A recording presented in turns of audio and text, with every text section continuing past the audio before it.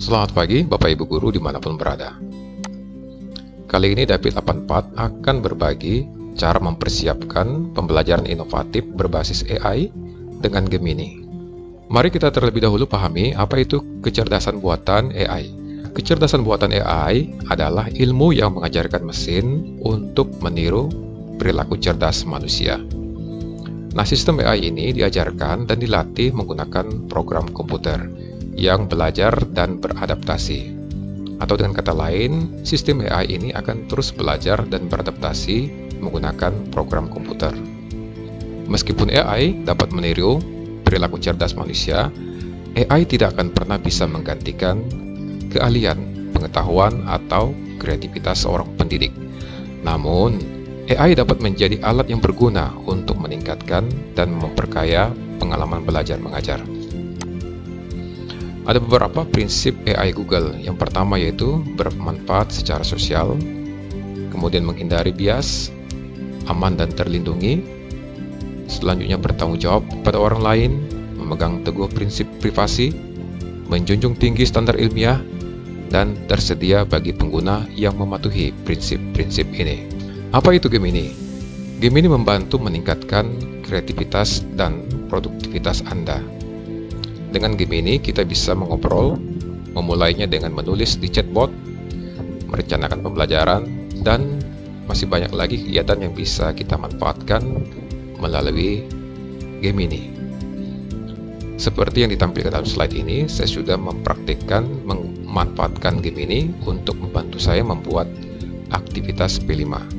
Sebelum kita praktik menggunakan Gemini, terlebih dahulu kita harus mengetahui apa itu prompt.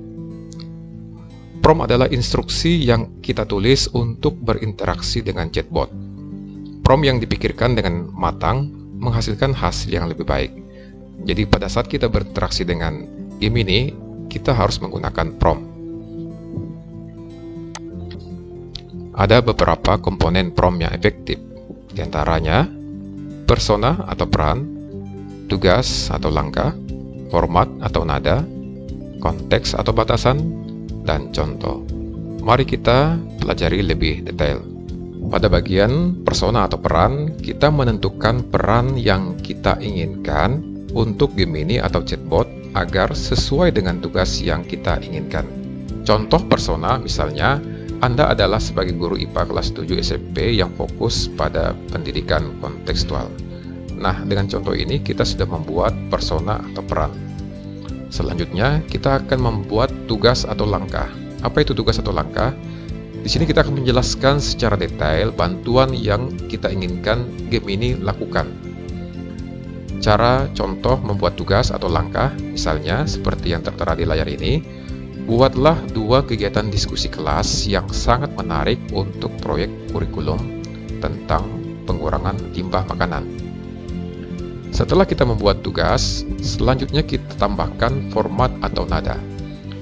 Di bagian format atau nada ini, kita ingin Gemini ini menghasilkan format atau tampilannya seperti apa?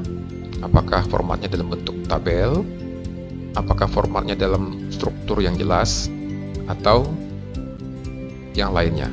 Setelah kita mengetik persona di Gemini, kemudian kita menambahkan tugas atau langkahnya, dan kita menambahkan format atau nadanya, kita lanjutkan kembali dan tambahkan kembali promptnya dengan menambahkan konteks atau batasan.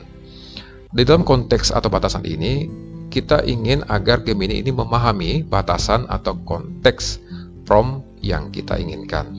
Contoh konteks batasan misalnya, proyek ini akan ditujukan untuk kelas 8 di sekolah menengah di Jakarta, Indonesia. Para siswanya sangat termotivasi dengan contoh kontekstual. Nah, dengan menambahkan prompt ini, maka kita sudah membuat konteks batasan pada prompt kita. Selanjutnya, di bagian contoh, nah di dalam contoh ini tidak selalu relevan, artinya bisa kita tambahkan contohnya atau bisa juga tidak. Tetapi di sini kita gambarkan saja contohnya seperti yang tertera di layar ini. Contohnya, berikan topik diskusi yang relevan dengan isu yang sedang hangat, misalnya kurangnya jumlah pohon di Jakarta. Nah, ini adalah contoh komponen prompt yang efektif. Sekali lagi, komponen prompt yang efektif yang akan kita gunakan pada Gemini itu terdiri di antaranya yaitu persona atau peran, tugas atau langkah, format atau nada, konteks batasan, dan contoh dalam kurung opsional. Dengan merangkaikan persona, tugas, format, konteks batasan, dan contoh, maka kita sudah bisa membuat prompt yang efektif di Gemini. Bagaimana caranya? Yuk kita langsung praktikkan cara membuat prompt yang efektif sesuai dengan contoh yang ada di slide ini. Seperti biasa, kita buka di Google Chrome. Tambahkan tab baru. Pastikan Bapak Ibu menggunakan login akun Belajar ID. Seperti yang terlihat di bagian sisi kanan ini, saya sudah login menggunakan akun Belajar ID. Jika Bapak Ibu sudah memastikan bahwa Bapak Ibu login Google Chrome menggunakan akun Belajar ID, selanjutnya klik titik 9 di samping profil Belajar ID Bapak Ibu. Klik, kemudian scroll di bawah, dan terlihat logo Gemini, kita klik.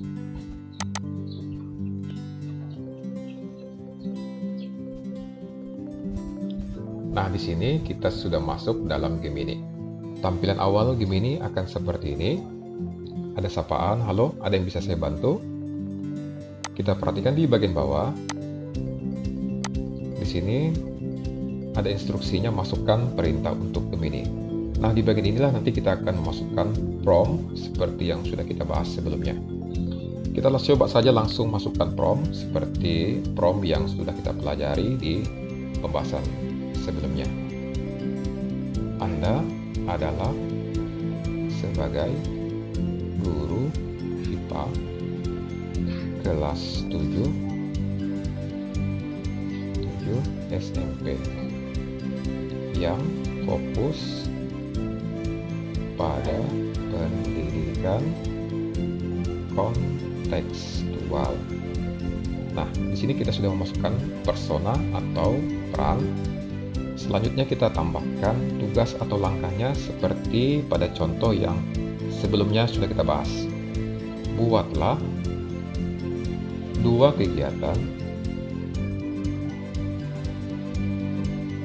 diskusi kelas yang sangat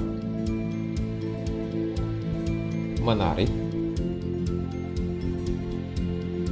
untuk proyek kurikulum tentang pengurangan limbah makanan. Nah, sampai di sini kita sudah membuatkan persona, peran yang saya highlight tersebut. Kemudian yang saya highlight tersebut kita sudah membuatkan tugas atau langkahnya. Sekarang kita tambahkan format atau nadanya seperti pada contoh yang telah kita bahas sebelumnya. Buat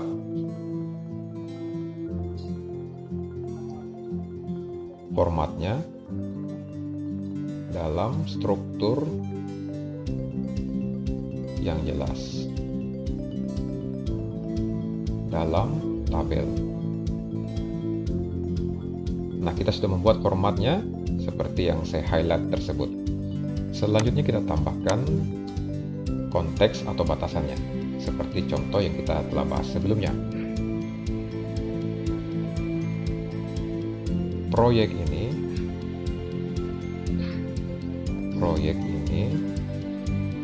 akan ditujukan untuk kelas 8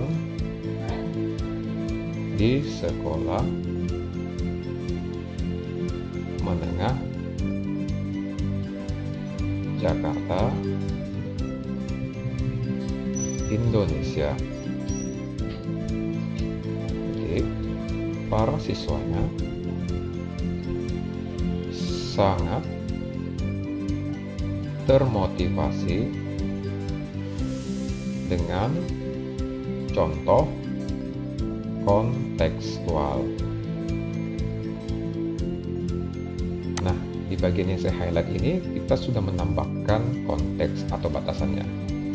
Selanjutnya kita menambahkan contoh. Namun dapat diingat sekali lagi, contoh ini bersifat opsional. Tetapi di sini kita praktikkan, kita menambahkan contohnya seperti yang sudah kita bahas di sebelumnya. Contoh, berikan topik diskusi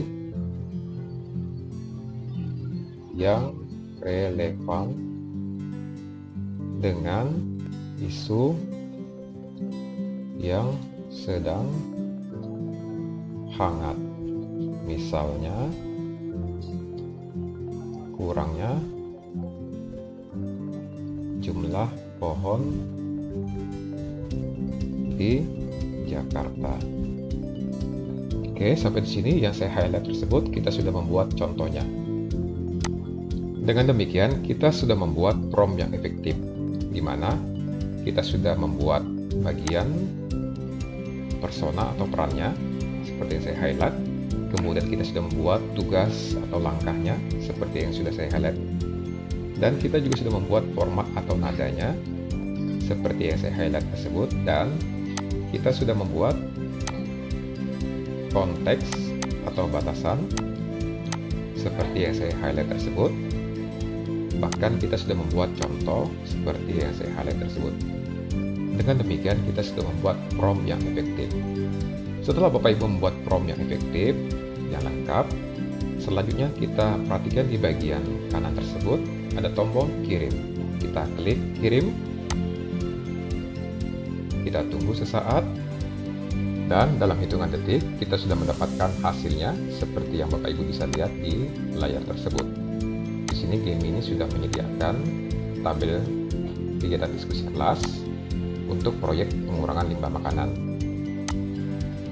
Adapun topik diskusi, ada juga pertanyaan pemantik, ada juga tujuan pembelajaran, konteks Jakarta. Nah, sini tim ini telah menyediakan topik diskusinya yaitu Jakarta tanpa sampah makanan, mimpi atau kenyataan. Kemudian topik diskusi kedua yaitu aksi nyata di sekolah menuju sekolah bebas sampah makanan. Selanjutnya Bapak Ibu bisa mengekspor hasilnya ke spreadsheet dengan mengklik ekspor ke spreadsheet. Lihat pada bagian samping kiri, di bagian bawah, sedang proses dan telah muncul buka spreadsheet, kita langsung klik buka spreadsheet. Maka hasilnya akan ditampilkan dalam spreadsheet seperti yang Bapak Ibu bisa lihat tersebut. Tinggal Bapak Ibu sesuaikan dengan kebutuhan Bapak Ibu masing-masing, sesuai dengan mapel yang Bapak Ibu ampuh dan sesuai dengan konteks daerah di mana Bapak Ibu berada. Oke, selanjutnya saya akan mencoba prompt yang baru. Caranya, di bagian kiri sebelah atas kita lihat di sini ada tanda percakapan baru. Untuk memulai percakapan baru dengan game ini, kita klik. Nah, sudah muncul percakapan baru. Kita akan membuat prompt yang baru lagi. Saya akan mencoba mengetik prompt. Anda adalah tim fasilitator yang berpengalaman dalam kegiatan proyek penguatan profil pelajar Pancasila.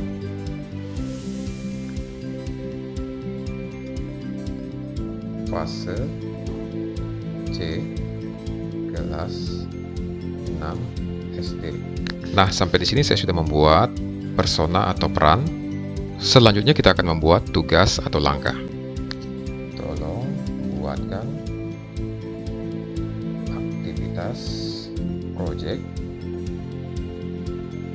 untuk siswa kelas 6 SD contohnya dengan tema gaya hidup berkelanjutan dengan judul Menjaga Hutan Kita. Titik. Sampai di sini kita sudah membuat tugas atau langkah. Selanjutnya kita tambahkan format atau nada. Buat aktivitasnya dalam bentuk tabel. Sampai di sini saya sudah membuat format atau nadanya. Selanjutnya saya akan menambahkan konteks atau batasan.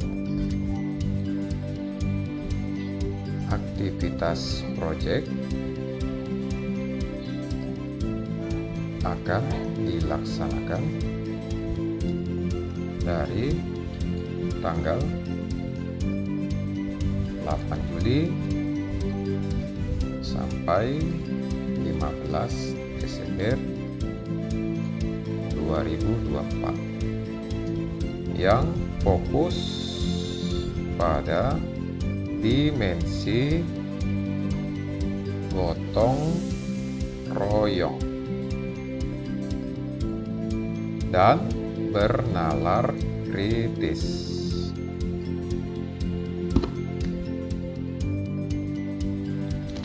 Oke, sampai di sini saya sudah menambahkan konteks atau batasannya. Jadi sampai di sini saya sudah membuat prompt yang terdiri dari persona atau peran, seperti yang saya highlight, kemudian tugas atau langkah, seperti yang saya highlight tersebut. Saya juga sudah menambahkan format atau nadanya, seperti yang saya highlight, dan saya juga sudah menambahkan konteks atau batasannya, seperti yang sudah saya highlight. Dan di sini saya tidak menambahkan contohnya. Mungkin Bapak Ibu bisa menambahkan contohnya, nanti bisa ditambahkan. Karena pada dasarnya di bagian contoh ini sifatnya opsional. Kemudian saya langsung klik enter, kirim, dan tunggu sesaat game ini akan menghasilkan seperti yang kita minta. Teng-teng, hanya dalam hitungan detik, game ini telah memberikan hasil mengenai aktivitas P5 dalam bentuk tabel, mulai dari tanggalnya, kegiatan, tujuan pembelajarannya, dimensi yang ditekan, dan kegiatan ini, aktivitas P5-nya ini sudah dirancang sampai 16 Desember. Selanjutnya kita ekspor. Kita ekspor ke spreadsheet, klik di bagian sini. Kita lihat di sini, klik buka spreadsheet. Dan aktivitas P5 kita sudah tampil di spreadsheet. Tinggal Bapak Ibu menyesuaikan dengan kondisi tempat Bapak Ibu bertugas. Dan hasil ini bisa Bapak Ibu sesuaikan dengan kondisi Bapak Ibu sebelum Bapak Ibu melaksanakan aktivitas di tempat tugas masing-masing. Sekian video kali ini, mempersiapkan pembelajaran inovatif berbasis AI dengan Gemini.